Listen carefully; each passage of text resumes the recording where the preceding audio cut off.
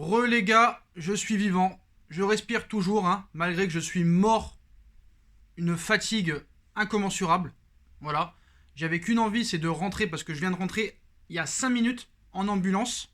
Je voulais me foutre dans le pieu, ne pas faire de vidéo, parce qu'il n'y avait rien de spécial à parler. Mais avant de me mettre au pieu, juste une minute avant de me mettre au pieu, sur quoi je tombe? Alerte info, l'équipe annonce officiellement, et c'est clair et net, vu que c'est le club aussi qui l'annonce, Neymar qui sera indisponible et forfait pour le match contre le FC Barcelone la semaine prochaine, les gars. Donc voilà, je profite de cette vidéo pour vous dire aussi que, entre guillemets, l'opération s'est bien passée. Ils ont réussi à enlever le kyste, mais on saura vraiment dans une semaine si vraiment il n'y a pas de rechute ou pas. Donc il y a une semaine, voire 2 semaines de soins. La semaine prochaine, rebelote consultation pour voir si vraiment l'opération a réussi. Mais normalement, à 80% des cas, ça a réussi. Donc on verra la semaine prochaine, mais en tout cas, je suis mort. Donc Neymar sera indisponible pour les 15 prochains jours. Il sera aussi incertain pour le 8e de finale retour au Parc des Princes le 10 mars prochain. Donc Neymar souffre officiellement d'une lésion de grade 2 aux adducteurs. Le Brésilien est indisponible pour les 15 prochains jours et un point sera fait à cette échéance.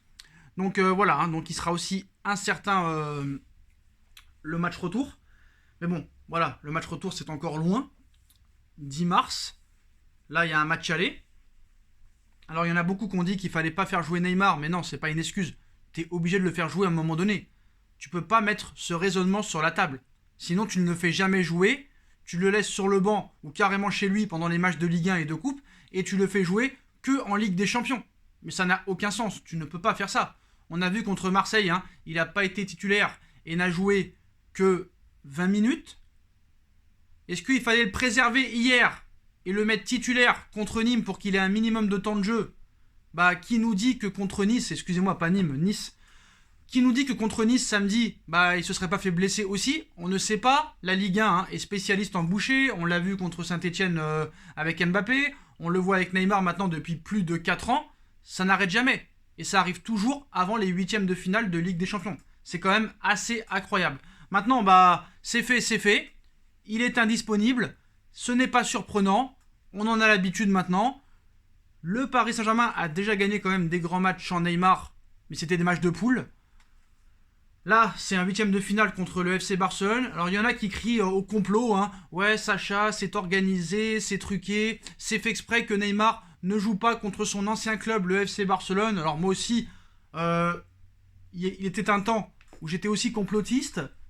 Ça peut se défendre. Comme on peut dire que le gars est un petit peu paranoïaque. Je ne sais pas. Il y a aussi Di Maria qui sera forfait. Donc, 2 joueurs cadres. Navas et Verratti sont toujours incertains. Maintenant, il faut arrêter de pleurer sur son sort et essayer de se demander comment le Paris Saint-Germain et Pochettino vont jouer. Dans quel système? Avec quels joueurs? Qui mettre devant à la place de Neymar et de Di Maria? C'est un casse-tête. Et si vraiment Pochettino veut montrer que c'est un grand coach, c'est le moment ou jamais. Parce que certes, le Paris Saint-Germain aura beaucoup d'absents, mais du côté du FC Barcelone, c'est pas mal aussi. Je vous rappelle que Coutinho sera forfait, Ansu Fati sera forfait, Piqué sera forfait, Araujo sera forfait, Sergi Roberto sera forfait, l'anglais incertain, là-bas aussi, il y a pas mal de monde. Donc, dans quel système va-t-il jouer? Alors, ce qui est marrant hier, c'est que l'équipe et RMC avaient confirmé que Neymar sera officiellement forfait, et le clan du joueur a dit qu'il y avait plus de peur que de mal et que finalement il serait apte. Donc voilà, le clan Neymar, je sais pas où il a été chercher ça. Tu écoutes un petit peu le clan Neymar, ils savent tout faire. Ils sont directeurs sportifs, ils sont médecins, kinés, radiologues, ils savent tout faire. Donc voilà. Donc malheureusement, il sera forfait. Donc maintenant, dans quel système? 4-4-2, 4-3-3, 4-2-3-1. Si Navas est disponible, il devrait tenir les cages. Il y aura sûrement Kurzawa à gauche s'il ne se blesse pas. Pareil pour Florenzi à droite. On va partir sur une charnière centrale, normalement, qui sera Marquinhos, Presnel Kipembe, s'il n'y a pas de blessure d'ici là. Maintenant, c'est de savoir, est-ce milieu à 2 ou milieu à 3? Je pense qu'il restera avec Paredes et Marco Verratti. Est-ce qu'il va jouer à 4 devant? Est-ce qu'il va mettre Icardi devant avec Moïse Kean et mettre Mbappé ou Sarabia? c'est une chose qu'il peut faire. Ou sinon, jouer en 4-3-3, mettre Rafinha à la place de Di Maria, c'est une possibilité aussi. En 4-4-2, il peut le faire aussi. Est-ce qu'il mettra Kean, Icardi, Mbappé devant? Moi, je pense que Sarabia et Draxler ne doivent pas être sur le terrain. Ça, c'est sûr et certain. Vu encore la copie qu'ils ont montrée hier. Moi, je partirais comme ça. Je partirais sur Marquinhos, Kipembe dans l'axe avec Navas dans les buts, Florenzi à droite, Kurzawa à gauche. Je ferai un milieu à... Ouais, je ferai un milieu à 3 quand même.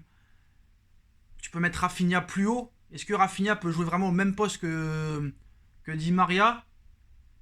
Vu le peu de temps de jeu qu'il a. En plus, il n'est pas à 100%. Il a fait une petite rechute hier à l'entraînement. Je sais pas, ça va vraiment être un casse-tête. On va essayer un petit peu d'évaluer tout ça. Et essayer de voir dans quel système il peut jouer. On va se mettre à notre place. Mais on va se mettre surtout à sa place. Vu que c'est lui le coach. Donc c'est lui qui fera l'équipe. Voilà. Je pense que maintenant, le PSG en a l'habitude. Que Neymar soit indisponible. Alors, est-ce que c'est fait exprès que comme par hasard, ce soit face au FC Barcelone? De toute façon, moi, dans ma tête, même avant ce match, je voyais mal Neymar, vous voyez, faire la bise à Messi, faire la bise à Griezmann juste avant le début du match, comme ils ont l'habitude de faire entre eux. À chaque fois qu'il y a eu un Barça PSG, ils s'embrassaient, tu vois, avant de rentrer sur le terrain. Je voyais mal faire ça. Il y a beaucoup d'embrouilles entre les deux clubs, donc ça risque d'être chaud. Mais maintenant, voilà, à part la défense où on est sûr et certain ce que ça va être, si Verratti est disponible, il sera au milieu de terrain avec Paredes, mais maintenant c'est de savoir les 4 de devant. Qui ce sera? Donc Mbappé sera titulaire, ça c'est sûr. Je pense que Icardi sera titulaire aussi, ça c'est sûr. Est-ce qu'il va mettre Moeskin sur un côté, Rafinha à la place de Di Maria? Est-ce qu'il va faire un milieu à 3, Paredes, Verratti, Gay, et peut-être mettre devant Rafinha à droite, Mbappé à gauche ou Mbappé à droite, Rafinha à gauche, je ne sais pas, et peut-être mettre Icardi devant? Aucune idée. Vraiment aucune idée. On va voir comment ça peut se passer. Et on va voir si samedi contre Nice, il n'y a pas de blessés surtout. Donc voilà les postos. Donc c'était l'information principale de l'après-midi. Neymar est officiellement forfait pour le match contre le FC Barcelone, excusez-moi. Le FC Barcelone mardi prochain et sera indisponible pour les 15 prochains jours. Il est aussi incertain pour le match retour le 10 mars au Parc des Princes. Est-ce que Paris peut s'en sortir sans Neymar et Di Maria? Il l'a déjà fait dans un temps, pourquoi pas le refaire? En tout cas, je pense que ça peut être, pour moi, ça peut être un mal pour un bien. Ça peut être un mal pour un bien. Là, ils n'auront pas le choix de se déchirer comme pas possible. Voilà. Et comme je vous l'ai dit, le Barça aussi a beaucoup d'absents. Donc voilà les postos, comme d'habitude, dites-moi en commentaire ce que vous pensez de cette information. Est-ce que le PSG peut s'en sortir sans Neymar et Di Maria? Dites-moi en commentaire ce que vous en pensez. Je compte sur vous pour bombarder la barre de like.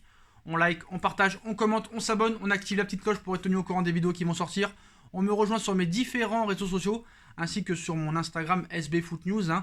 Vous aurez toutes les infos 24h sur 24, 7 jours sur 7 de l'actualité du football de tous les clubs européens et notamment en priorité du Paris Saint-Germain, mercato, transfert, actualité. Voilà, tous les liens sont en bas en description, les postos. Puis moi, je vous laisse, je vais me coucher et on se retrouve demain, les postos. Tchuss.